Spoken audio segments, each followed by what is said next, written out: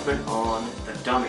We're going to play with a little movement today that is very similar to other things that we've done. Not something that you go to straight away, but for myself I find it as a nice safety net, sometimes known as a sort of a gate movement. I found myself doing it a lot without thinking when sparring. It's just something that I feel comfortable doing.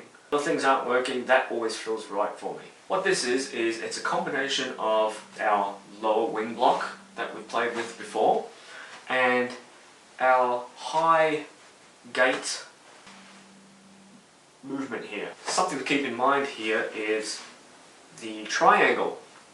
Again, triangle being one of the strongest shapes. I was never one for mathematics, geometry and things like that, but hooray for triangles.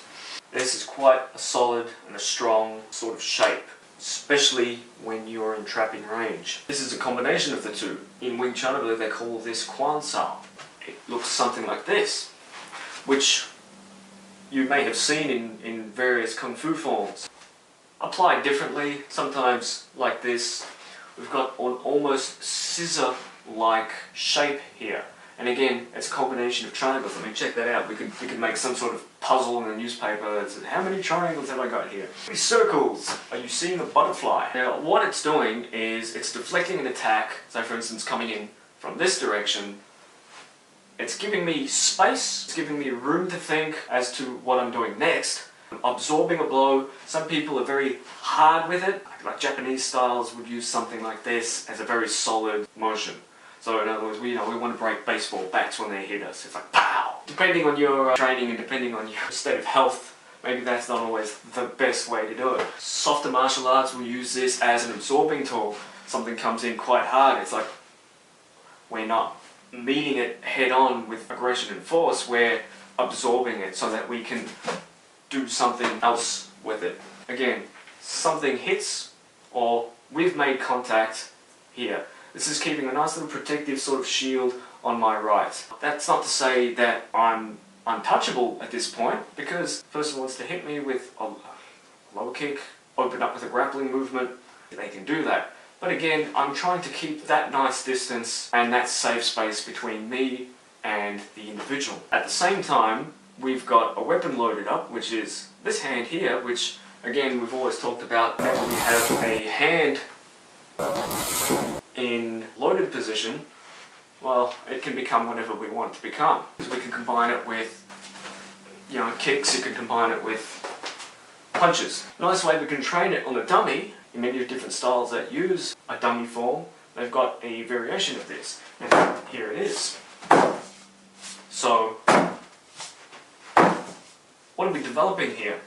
Conditioning our forearms and doing it in such a way that, look at that, I'm moving the whole dummy. When it gets down to a person, well, hopefully I'm going to be moving him as well. And again, with everything that you do, you need to incorporate footwork, forward motion, forward momentum. It's no good me doing this on a static sort of motion, because I've got nothing to follow up with, and I may as well be playing tennis or pick up sticks or something. Pick up sticks? So, moving in with the forward sort of a motion, and we want that one sound. What we don't want is, we need that to be in one nice clean motion here. And then from there, bang, I can then go into whatever movements I see fit. Now try and keep in mind the triangle. I want this nice, strong triangle. I don't want it too close, I don't want it too far away, because then it's not going to have what I need to keep me in a safe space here.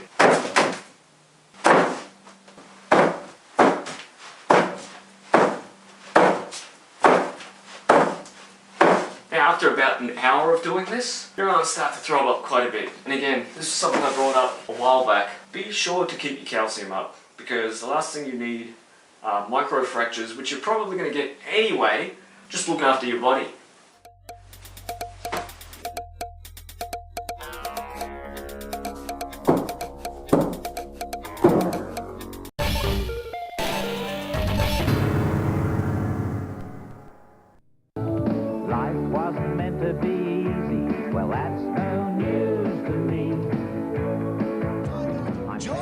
Sid Simon's Quest, Double Dragon, Marble Madness, and more.